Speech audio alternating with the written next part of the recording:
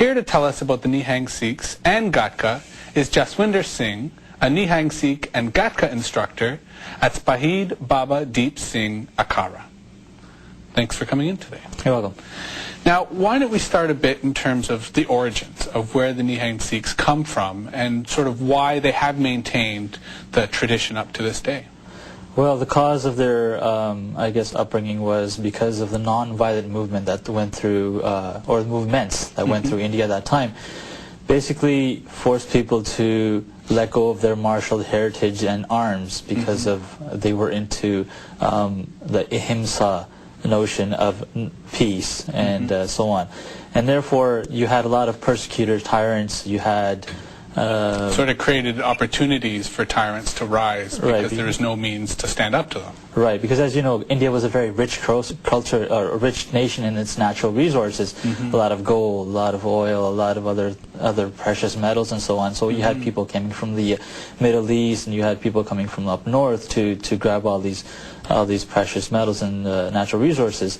And therefore, basically, the average layman of the country had forgotten to defend its honor. Therefore, it was up to the 10th Guru to basically revive this martial notion that had forgotten in India. So therefore, the Nihangs came into existence. And when you say martial, I mean, I also assume that generally it's the notion of self-defense rather than an offense. It's more defending one's rights rather than trying to impose them upon others. Is that correct? A Nihung Sikh, a Sikh in general, is not supposed to, or is not to attack for its personal gains and personal needs. It is only for the form of self-defense. And as certainly I've learned about the Sikh tradition, it's not only the self-defense of Sikhs, but the self-defense of others. Is that correct? That's very correct. The number one duty of a Nihung Sikh or a Sikh is to protect and serve humanity.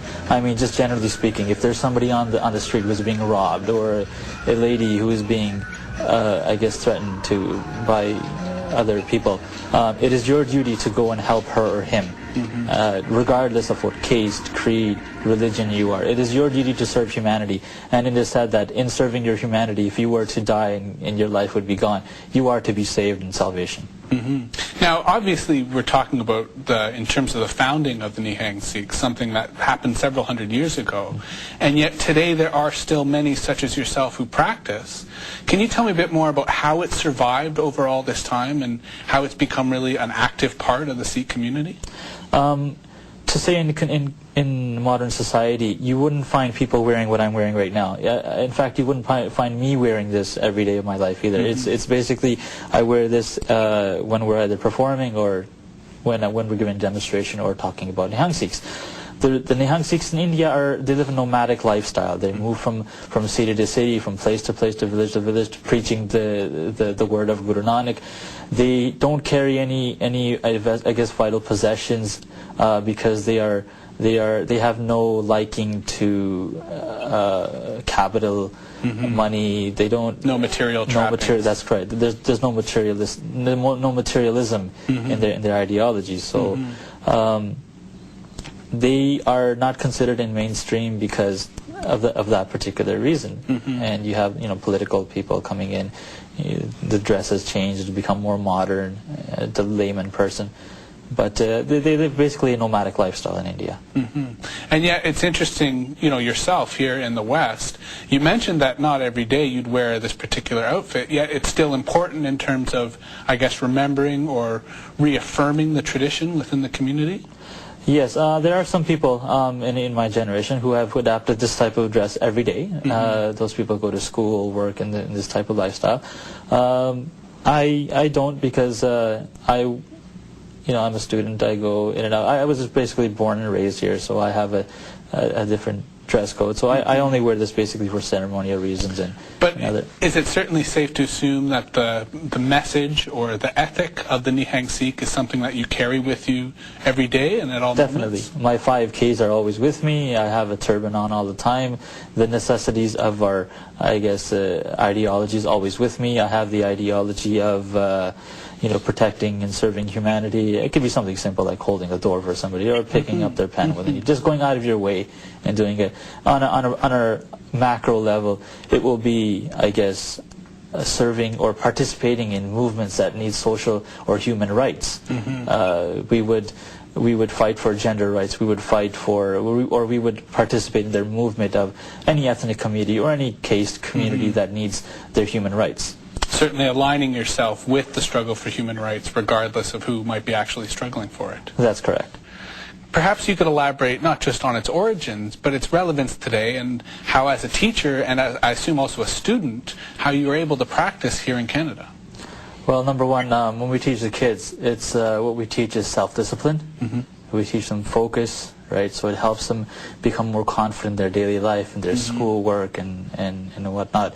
The origin of Gatka, the formal name for Gatka is the stick, the practicing stick that we use to teach the kids. Like a staff or shorter yeah, than a it's staff? about, I'd say it's about 2.5 feet long, and it has a handle, right? That's called the Gatka. Right, so the martial arts is known because it's the wielder of the swords. The formal name for Gatka is Shastra Vidya. Right? It's an ancient martial art, right, that was revived by the sixth Guru, Guru Har Gobind Sahib, and then the 10th Guru basically brought it into full stream and then formally organized the Nihung Singhs right, around the order the of the martial art. Khalsa. Yeah, that's correct. And the training began because obviously the fifth Guru, who was the father of the sixth Guru, was arrested and he was martyred.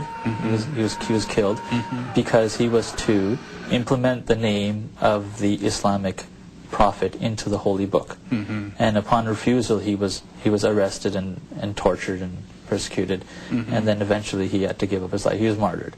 So the sixth Which certainly illustrated the need for a self-defense. Right. So the sixth Guru basically, he started training the Sikhs in the martial art. He himself had learned from Baba Buddhaji, who was very well trained in the martial arts. He has the origins of his training go back to Guru Nanak and some other very profound martial artists. And the sixth Guru implemented the martial training, and he taught the Sikhs how to ride a horse. And then his saying was that anybody coming from far, or any gifts that were to be given to me, should be of weaponry and horses. And he basically created he established the Akal Takht, the supreme seat, or the seat of the Almighty in Amritsar right now. Now, tell me a bit more. Obviously, the history you've described is very rich and very much situated within the culture of the time. How would you, as someone who's, as you say, born and raised in Canada, be linked up into this tradition and learn this practice, this martial art?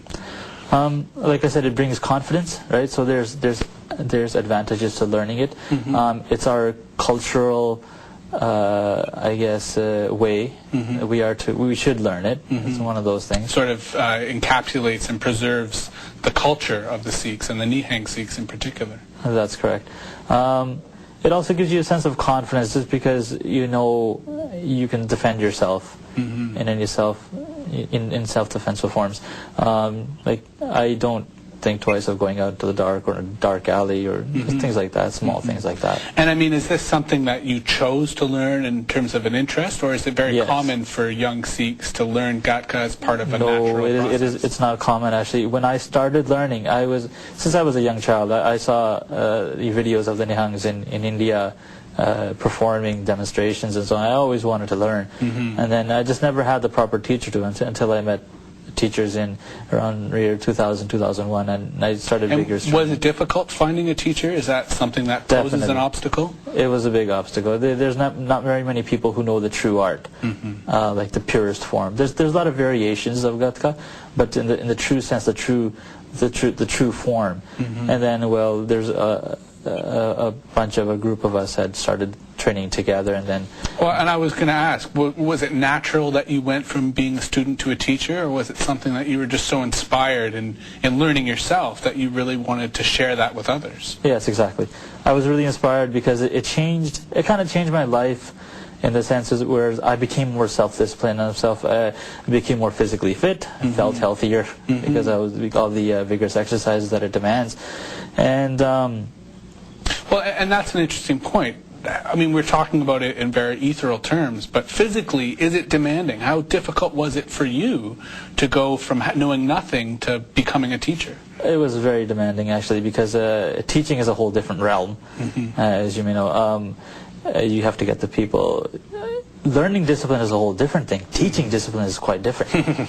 You have to be very focused. You have to know what you're doing, know what to say, how to convey the message, or how to teach them. Like, if I were to give them a diagram of how to do something, and then actually getting the result from is quite difficult really to do it yourself. Now, you mentioned earlier that the meaning of gatka sort of implies swordplay.